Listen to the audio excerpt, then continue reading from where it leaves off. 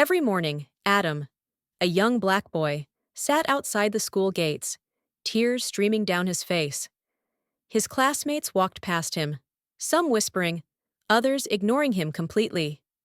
No one asked why, until one day, Mr. Nathan, a white teacher, finally stopped and listened. What he discovered that day would shock the entire community and expose a painful truth about racism in America. This story will take you on an emotional journey of prejudice, courage, and the power of one act of kindness. Stay with us as we reveal the heartbreaking truth behind Adam's silent tears and the moment that changed everything forever. The autumn air was crisp, the morning sun barely cutting through the mist as students rushed toward the school doors. Laughter, chatter, and the occasional shouts of excitement filled the air. But amidst all the noise, one figure stood out. Adam, sitting alone on the cold concrete sidewalk, his head lowered, his small hands gripping the straps of his worn-out backpack. Mr. Nathan had noticed him before. Every morning for the past few weeks, the boy had been there, eyes red from crying, refusing to move. At first, he had assumed Adam was waiting for someone. Maybe his mother was late. Perhaps he didn't want to go inside. But today, something felt different. As the final bell rang and the last students disappeared into the building, Mr. Nathan took a deep breath and walked toward him. "Adam?" he called softly. The boy flinched but didn't respond. Mr. Nathan crouched down beside him. "Why aren't you going inside, buddy?" Adam's lips trembled, but he stayed silent. Mr. Nathan waited patiently, his gaze gentle yet firm. After a few moments, Adam finally whispered, "They don't want me there." Mr. Nathan's stomach tightened. "Who doesn't?" Adam's dark eyes flickered toward the school doors. "Everyone." A chill ran down Mr. Nathan's spine. He had taught at Willow Creek Elementary for 5 years. He had seen bullying before, but something about Adam's quiet pain made him realize this was more than just schoolyard teasing. "Come with me," Mr. Nathan said, standing up. He held out his hand, unsure if Adam would take it. But after a long hesitation, the boy slowly placed his tiny fingers into Mr. Nathan's palm. As they walked inside, Mr. Nathan knew one thing for sure. This was just the beginning. As Mr. Nathan led Adam inside, the fluorescent hallway lights buzzed overhead. Students bustled to their classrooms, some chatting in groups, others rushing to avoid being late. But as Adam stepped through the doors, a heavy silence seemed to settle around him. Eyes darted in his direction. Some students whispered, others snickered, and a few looked away. Mr. Nathan caught a few of the murmurs, low, sharp, and laced with cruelty. "Why is he even here? His kind doesn't belong. He probably doesn't even have a dad." Rage flared inside Mr. Nathan, but he kept his voice even. "Head to class, Adam. I'll be right behind you." Adam hesitated. His shoulders curled inward like he was trying to disappear. Then, with slow, reluctant steps, he descended the hall. Mr. Nathan watched as Adam passed a group of boys near the lockers. One of them, a tall, freckled kid named Ethan, nudged his friend and muttered something under his breath. The group erupted in laughter. That was enough. Mr. Nathan strode toward them. "Ethan!" His voice was firm, not loud, but enough to make the boy stiffen. "What's so funny?" Ethan's smirk faltered. "Nothing, sir." "Really?" "Because it looked like you had something to say." Ethan glanced at his friends for support, but they quickly averted their eyes. "It's just, he's different." "Different how?" Mr. Nathan pressed. Ethan hesitated, searching for words. "He just doesn't fit in here." A cold weight settled in Mr. Nathan's chest. He had seen racism before, but something was chilling about hearing it come so casually from a child. "Ethan," Mr. Nathan said, his tone softer now, "you wouldn't want to be treated differently because of the color of your skin, would you?" Ethan shuffled uncomfortably. "No, sir." "Then why would you do that to Adam?" The boy had no answer. His face flushed red as he looked away. Go to class, Mr. Nathan said. Ethan nodded quickly and hurried off. Mr. Nathan exhaled, rubbing his temples. This was deeper than just school bullying. This was learned behavior, something these kids had picked up from the world around them. If Adam dealt with this daily, it would be no wonder he sat outside crying every morning. Determined, Mr. Nathan walked to his classroom. Today's lesson plan was about to change. It was time to have an honest conversation about racism. Mr. Nathan stood at the front of his classroom, staring at the board as he gripped a dry erase marker. The lesson he had planned for today, math equations and vocabulary drills, was no longer critical. Something bigger needed to be addressed. The students sat at their desks, chatting and laughing, but a noticeable tension hung in the air. Adam sat in the back, his head down, his eyes fixed on his notebook. Mr. Nathan cleared his throat. All right, class. Before we start today's lesson, I want to talk about something different. A few students exchanged glances. Who can tell me what the word empathy means? Mr. Nathan asked. Silence. A girl named Sophie hesitantly raised her hand. It's like when you feel bad for someone? Close, Mr. Nathan said. He walked to the board and wrote, Empathy equals understanding and sharing someone else's feelings. Empathy is more than just feeling bad for someone, he continued. It's about putting yourself in their shoes, seeing the world the way they see it. Ethan, the boy who had mocked Adam earlier, shifted uncomfortably in his seat. Let's do an experiment, Mr. Nathan said. He pulled out a stack of index cards and handed one to each student. I want you to write down when you felt left out, like you didn't belong. The room grew quiet as students started writing. A few sighed, others tapped their pencils. Mr. Nathan glanced at Adam, who hesitated before picking up his pencil.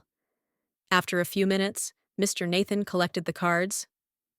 Now, he said, I'm going to read some of these out loud. He picked the first card. One time, I wasn't invited to a birthday party, and everyone talked about it at school the next day. I felt invisible. A girl in the front blushed. That was mine, she admitted softly. Mr. Nathan nodded. Anyone ever felt that way? Several hands went up. He read another. I moved here from another school, and no one talked to me for weeks. I ate lunch alone every day. More hands. Then he picked the last card. Adams. Mr. Nathan's throat tightened as he read the words out loud. I sit outside the school every morning because I know no one wants me here. I hear what they say. I know I'll never be one of them. The room fell utterly silent. Adam stared down at his desk, his hands gripping the edges of his notebook. A few students shifted in their seats. Sophie wiped her eyes. Ethan swallowed hard. Mr. Nathan set the card down. Words have power, he said gently. The way we treat each other matters. For the first time since the class began, Adam lifted his head. His eyes met Mr. Nathan's, filled with pain, but also, for the first time, hope. The classroom was still, the weight of Adam's words hanging in the air like a storm cloud. No one dared speak, and no one had realized the depth of his pain until now. Mr. Nathan let the silence settle before he spoke. Adam, he said gently, would you like to share anything with the class? Adam hesitated. His fingers clenched around the edges of his notebook. For so long, he had been invisible. Speaking up felt like stepping into a fire. But something about Mr. Nathan's voice, the way the class was looking at him now, not with mockery, but with something different, understanding, regret, made him take a shaky breath. I just want to know why, Adam finally said, his voice barely above a whisper. Why do people treat me like I don't belong? Why does it matter what I look like? A heavy pause followed. No one had an answer. Ethan shifted in his seat. He looked down at his hands, avoiding Adam's gaze. It's not fair, Sophie murmured. No one should feel like that. Mr. Nathan nodded. You're right, Sophie. He turned back to Adam.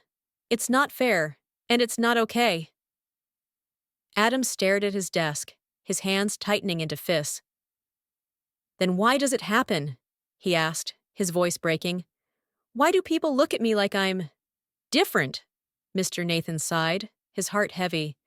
Because sometimes people don't realize the impact of their words or actions. They repeat what they hear and see without thinking about how it affects someone else. He paused.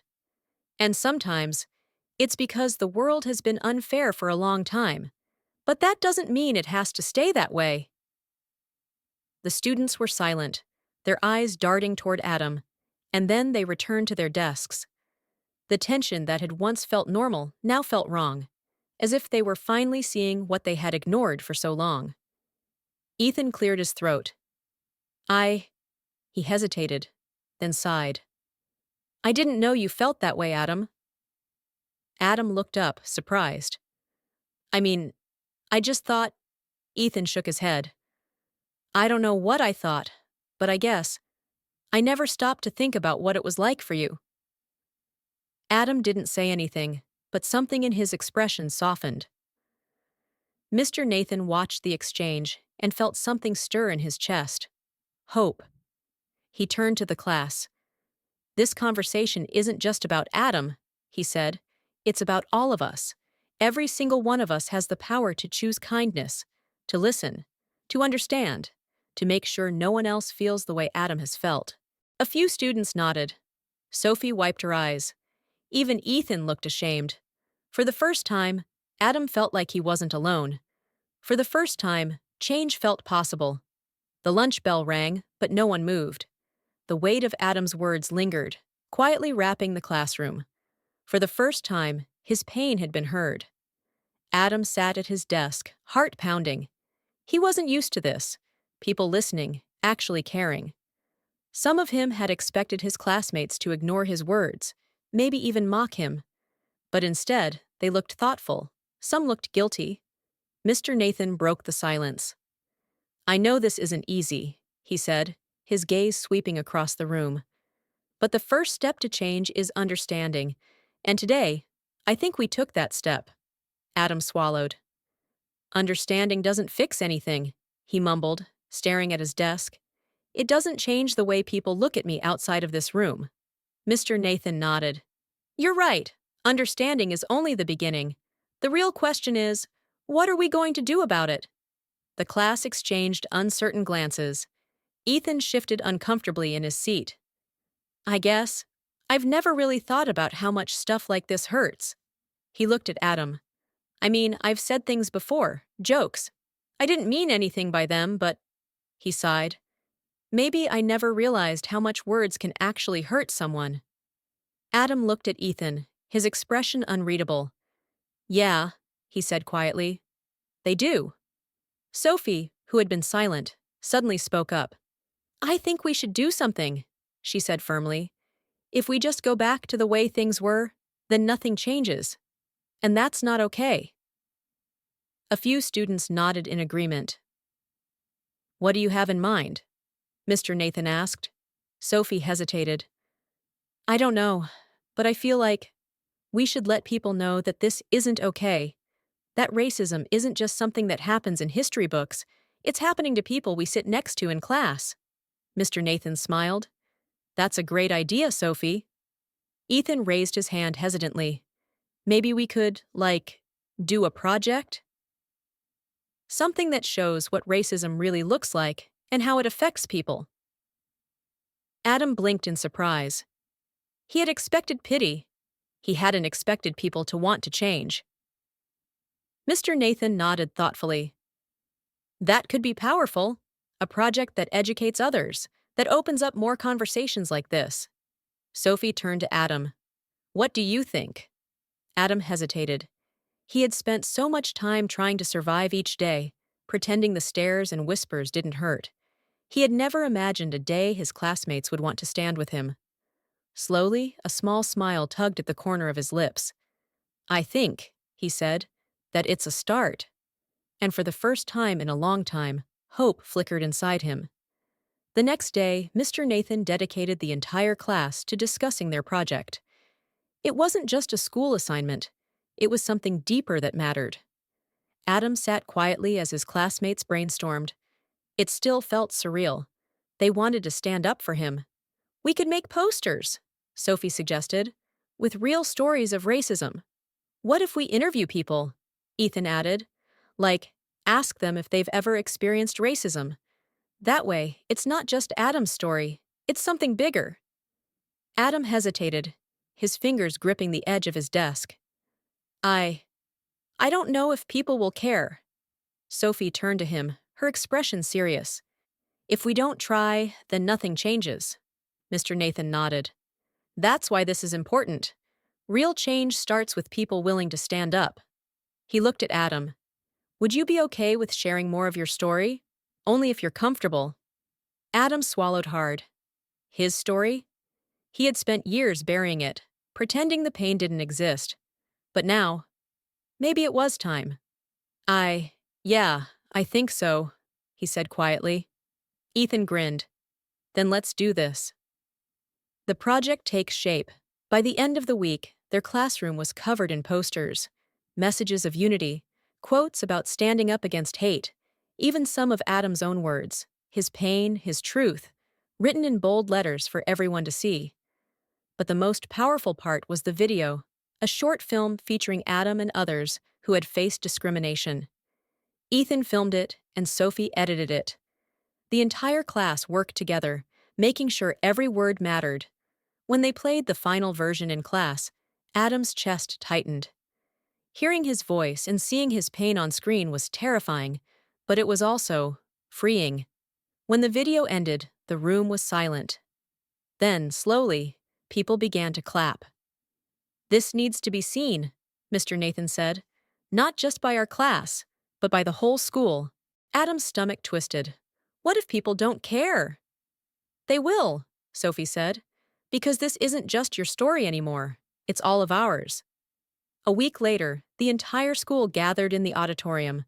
The video was about to be shown. Adam sat in the front row, heart pounding. Would they understand? Would they even care? Mr. Nathan stepped onto the stage. Racism isn't just history, it's real. It's happening to people we know. And today, we're sharing a story that needs to be heard. The lights dimmed, and the screen lit up. Adam watched as his own face appeared, his voice narrating his experiences, being judged for his skin color, being made to feel different, the pain, the loneliness, the struggle. Then the video shifted. Other students, Black, Hispanic, and Asian, shared their own experiences. This wasn't just Adam's fight. It was bigger than that. As the final words faded, the auditorium remained silent. Then, one by one, students started clapping. Real, powerful, emotional applause, not polite applause. Adam swallowed hard. They heard him. They saw him. Then, something unexpected happened. A student from another grade stood up. I've been through this too, he said, his voice shaking. I never thought anyone would care. Then another voice. And another. A movement had begun. This wasn't just a school project. It was a change. Adam turned to Mr. Nathan, eyes shining. I never thought this would happen. Mr. Nathan smiled. Sometimes all it takes is one voice to start something bigger. Adam looked around, watching his classmates stand up for him and others. For the first time, he didn't feel alone. For the first time, he felt hope. Enjoyed this story? Don't forget to like this video, share it with your friends, and subscribe to our channel for more inspiring tales. Let's spread the message of hope and unity together. Thanks and take care.